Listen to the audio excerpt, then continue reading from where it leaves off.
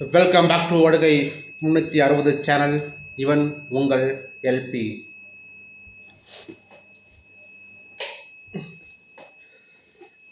Welcome back to Vadugai 360 channel. இவன் உங்கள் LP.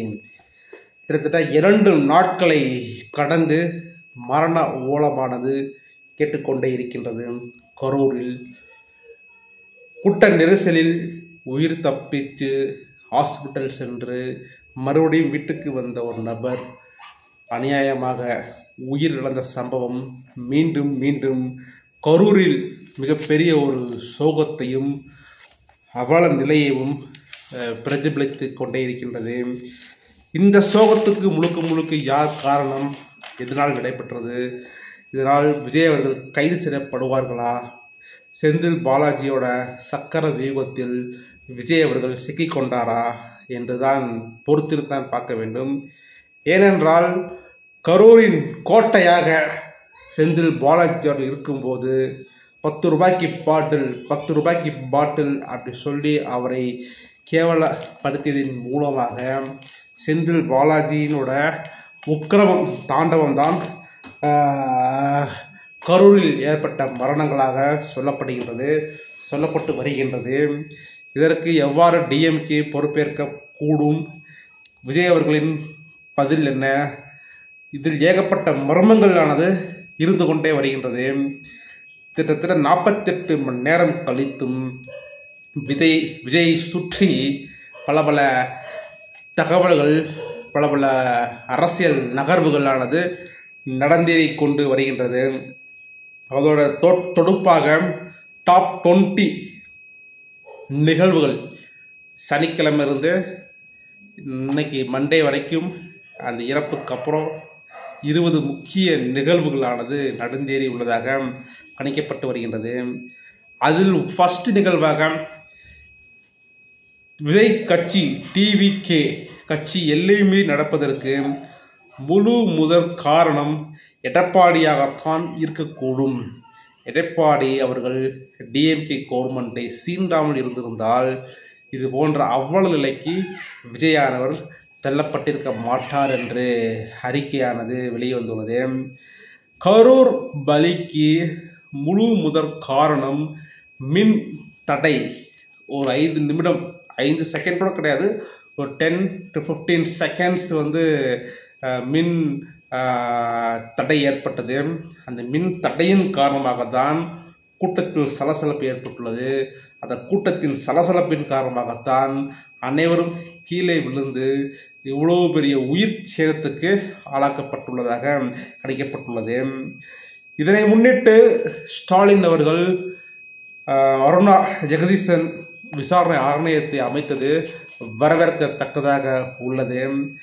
தண்ணீர் பாட்டிலை பேசும்போது தூக்கி எறிவதன் மூலமாக கூட்டத்தின் சலசலப்பு ஏற்பட்டதாகவும் கணிக்கப்பட்டுள்ளது. 2 வயது குழந்தை 10,000 நபர்கள் உள்ள இடத்திற்கு தாய் தந்தை அவர்கள் கொண்டு செல்லலாமா? என்னதான் விஜயை குறை சொன்னாலும், என்னதான் டிஎம்கே கவர்மெண்ட்டை குறை சொன்னாலும், மக்களாகிய நாம் எவ்வாறு இருக்கின்றோம்? அரசியலை பார்த்த உடனே ஓடுறோம், காசு வாங்கிட்டு ஓடுறோம்.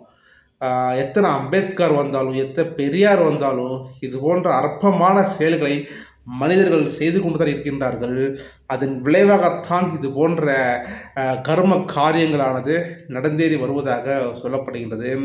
ஒரு கூட்டத்திற்கு, பிரச்சார கூட்டத்திற்கு, நெல்லில் அடங்காத மக்கள்கள் வரக்கூடிய இடத்திற்கு 2 வயது குழந்தையை கொண்டு சென்றது மிக கண்டிக்கத்தக்கதாக உள்ளது. முதல் உதவி செய்யாமலேயே பல பேர்களை அப்படியே தூக்கிட்டு போய் ஆஸ்பத்திரியில் போட்ட விதமும் வருத்தத்தக்கது. அந்த இடத்துல ஒரு முதல் உதவி, ஒரு தண்ணீரோ ஒரு காத்தோட்டமான இடத்துல உட்கார வச்சு கொஞ்சம் ஃபர்ஸ்ட் எய்டு பண்ணியிருந்தோம்னா ஒரு 41 உயிரில் ஒரு கணிசமான உயிரை நம்ம காப்பாற்றிருக்க கூடும். பட் யாருமே அது முதலுதவி செய்யவில்லை. கல் வீச்சு, செருப்பு வீச்சு, மின்தடை போன்ற இன்னல்களுக்கு விஜயானவர் தள்ளப்பட்டு உள்ளார். அரசியல் சூழ்ச்சிக்கு தள்ளப்பட்டு உள்ளதாக ஏடிஜிபி விசாரணையில் வந்து விளக்கம் அளிக்கப்பட்டுள்ளது. இது போன்ற நிகழ்வுகள் வந்து நடக்கவில்லை, நடந்தாலும் இது போன்ற நிகழ்வுகள் அந்த இடத்தில் நடத்தியதாக எந்தவித கேமரா பதிவும் இல்லை என்று கரூரோட ஏடிஜிபி வந்து சொல்றாப்புல. கரூரோட பலி எண்ணிக்கையானது நாளுக்கு நாள் அதிகரித்து கொண்டே வருவதால் டெல்லி முதலமைச்சர் மிகுந்த வேதனையை தெரிவித்துள்ளார். கிட்டத்தட்ட ஸ்டாலின் வந்த கூட்டத்துக்கு ஒரு 5000 போலீஸை நிறுத்திய காவல்துறை 10,000க்கும் மேற்பட்ட நபர்கள் கூடக்கூடிய ஒரு இடத்திற்கு வெறும் 500 காவல்களை மட்டும் நிறுத்தியதின் உள்நோக்கம் என்ன என்று இன்றும் புரியவில்லை. புரிந்தவர்கள் நம்ம கமெண்ட் பாக்ஸில் கமெண்டாக போடுங்க.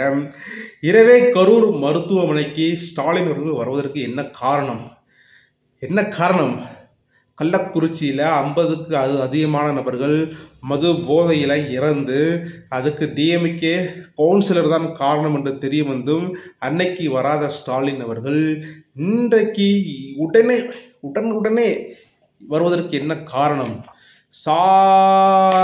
சாயங்காலம் தன் குடும்பத்துடன் செல்ல வேண்டிய உதயநிதி ஸ்டாலின் அவர்கள் 3 மணி நேரத்துக்கு முன்னதாகவே தனது துபாய் பயணத்தை ரத்து செய்வதற்கு என்ன காரணம்?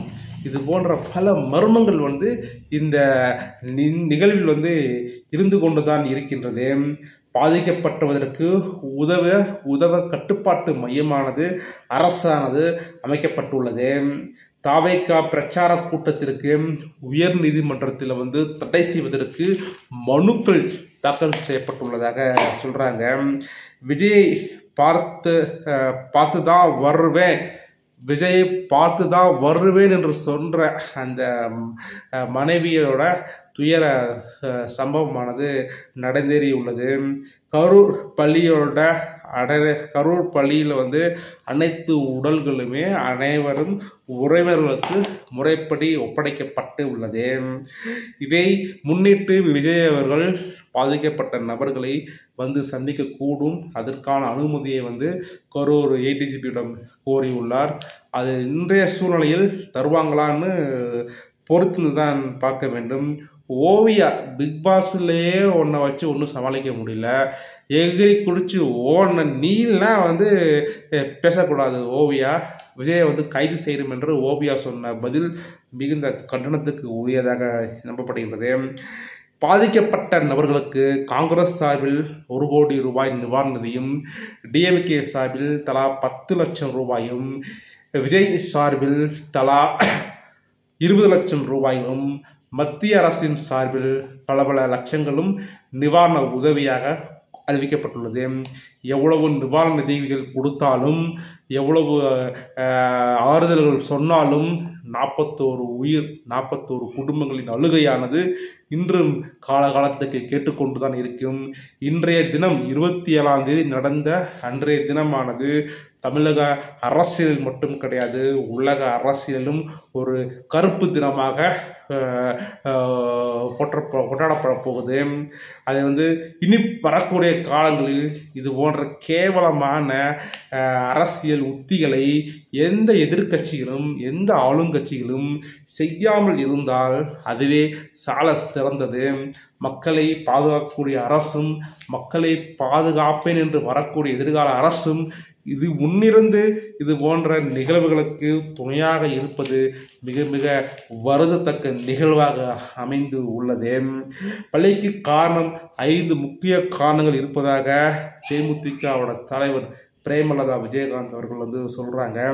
அவர் சொன்ன ஒரே ஒரு அறிக்கை, அவர் ஒரு பெண் என்ற அடிப்படையில் விஜயகாந்த் தலைமையில் கிட்டத்தட்ட சேலம் மாநாடாக இருக்கட்டும், மதுரை மாநாடாக இருக்கட்டும், திருச்சி மாநாடாக இருக்கட்டும் 25 லட்சத்துக்கு அதிகமான கூட்டங்கள் கூட்டிய பெரும் தலைவர் விஜயகாந்த் அவர்கள் ஒரு இறப்பு கூட ஏற்படாமல் நேர்த்தியாக நடைபெற்ற கூட்டங்களை எண்ணி எண்ணி எண்ணி சொல்லிக்கொண்டு இன்னும் இருக்கின்றார். அது போன்ற நிகழ்வுகள் இன்னும் விஜயோட கட்சியில் வந்து கடைபிடிக்க வேண்டும். அன்றைக்கே அங்கே இருந்து அங்குள்ள மக்களை பாதுகாத்து அங்கே உள்ள மாவட்ட செயலாளர்கள், வட்டச் செயலாளர்கள், இதர சில பல கட்சி தலைவர்கள் வந்து அங்கே இருந்து இந்த காரியத்தை முன்னிருந்து நடத்தி செஞ்சிருந்தா இது மிக வரவேற்கத்தக்கக்கூடிய நிகழ்வாக இருக்கக்கூடும். ஆனால் இந்த இன்சிடென்ட் நடைபெற்ற அடுத்த ½ அன் ஹவர்லே எல்லாரும் அப்ஸ்காண்ட், ஒருத்தனை இல்லை டிவிக்கிலிருந்து எல்லாரும் அப்ஸ்காண்ட், விஜய் இன்க்ளூடிங் விஜய் உள்பட. இது வந்து மிக மிக கண்மையாக கண்டிக்கத்தக்கக்கூடிய நிகழ்வாக பதியப்படுகின்றது. என்றும் வாயவே திறக்காத சூப்பர் ஸ்டார் அவர்கள் ஒரு வாரம் கழித்து செத்தவங்க தான் அவர் வந்து மென்று காரித்து பூவாப்பில்ல. ஆனால் விஜய் இது போன்ற ஒரு இன்னலான ஒரு நிகழ்ச்சி நடைபெற்ற அடுத்த ஒரு ½ அன் ஹவர் 1 ஹவர்லேயே ரஜினிகாந்த் வந்து ஒரு அறிக்கையை வந்து வெளியிடுறாப்புல. அது வந்து மிக மிக ஒரு உற்று நோக்கக்கூடிய ஒரு அறிக்கையாக பார்க்கப்படுகின்றது. தொல் திருமாவளவன் போன்ற நபர்கள் எவ்வளவோ பெரிய கூட்டங்களையும் எவ்வளவோ பெரிய கட்டுக்கடக்காத அரசியல் கூட்டத்தையும் நடத்தி மிக சிறந்த ஒரு அரசியல் தலைவராக திகழ்ந்த இந்த தமிழ்நாட்டில் விஜய் போன்ற கத்துக்குட்டிகள் வந்து இன்னும் கற்றுக்கொள்ள வேண்டியது அதிகமாக இருக்கின்றது. அரசியல் சூழ்ச்சிகள் இருக்கத்தான் செய்யும், அரசியல் முதலைகள் இருக்கத்தான் செய்வார்கள், அரசியல் சிங்கங்கள் இருக்கத்தான் செய்வார்கள். அதெல்லாம் தாண்டி தான் 2026 அரியணையில் உட்காரக்கூடிய தகுதியானது விஜய்க்கு இருக்கக்கூடும். கரூர் மாவட்டத்தில் மிகப்பெரிய ஒரு கோட்டையாக கருதி இருக்கக்கூடிய செந்தில் பாலாஜியை எவ்வாறு எளிதாக எண்ணி நகையாடி விட்டார் என்றுதான் தெரியவில்லை. எது என்ன எப்படி இருந்தாலும் 41 உயிர்களை பறிபோன இந்த துயரமான நிகழ்வானது அனைத்து மக்கள் மனதிலிருந்து நீங்காமல் இடம் பிடித்துள்ளது. அதை அனைத்து குடும்பங்களுக்கும் அந்த உயிர்களை வாடி அந்த உயிர்கள் இழந்ததற்கும் நம்முடைய முன்னூற்றி சேனல் வந்து மிக சிறப்பான ஒரு ஆழ்ந்த இரங்கலை வந்து தெரிவித்துக் கொள்கின்றது.